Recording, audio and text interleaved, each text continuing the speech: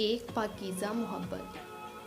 گاؤں کے کنارے ایک چھوٹا سا گھر تھا۔ عائشہ اپنی والدہ کے ساتھ رہتی تھی۔ عائشہ بہت سادہ مزاج، نرم دل اور خاموش طبیعت کی لڑکی تھی۔ اسی گاؤں میں احمد بھی رہتا تھا، جو ایک محنتی اور بااخلاق نوجوان تھا۔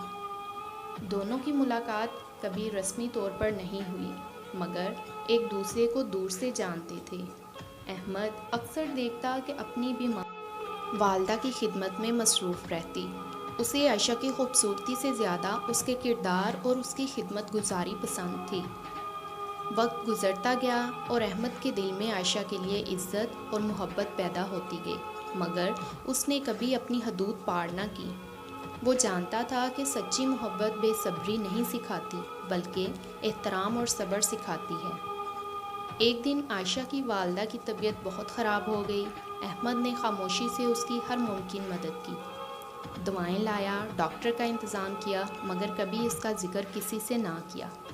عائشہ جانتی تھی کہ یہ سب احمد کی کوششوں کا ہی نتیجہ ہے، اور اس کے دل میں بھی احمد کے لیے ایک خاص مقام بن گیا۔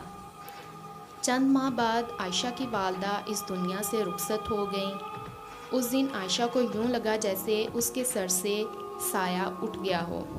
جنازے کے بعد سب لوگ چلے گئے، مگر احمد دور کھڑا صرف اتنا ہی کہہ سکا: عائشہ، اگر کبھی زندگی کا بوجھ زیادہ محسوس ہو تو یاد رکھنا کہ تم اکیلی نہیں ہو۔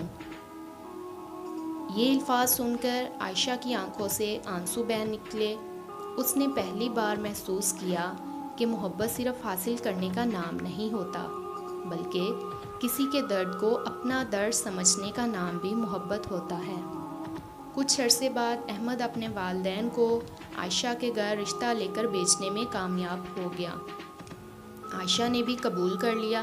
نکاح کے بعد احمد نے عائشہ سے کہا: میں نے تم سے محبت تمہاری خوبصورتی کی وجہ سے نہیں، بلکہ تمہارے صبر، تمہاری وفاداری اور تمہارے پاک دامن کی وجہ سے کی ہے۔ عائشہ کی آنکھیں نم ہو گئی۔ اس نے آہستہ سے جواب دیا: اور میں نے تم میں وہ سہارا دیکھا جو مشکل وقت میں بھی خاموشی سے میرے ساتھ کھڑا رہا۔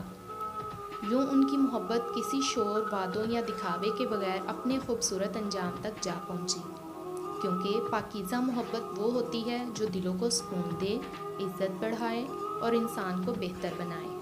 کہانی کا اختتام ہوا۔ اگر آپ کو یہ ویڈیو پسند آئی تو اس کو لائک اور شیئر کریے گا، اور اس چینل کو سبسکرائب کر دیں۔ شکریہ۔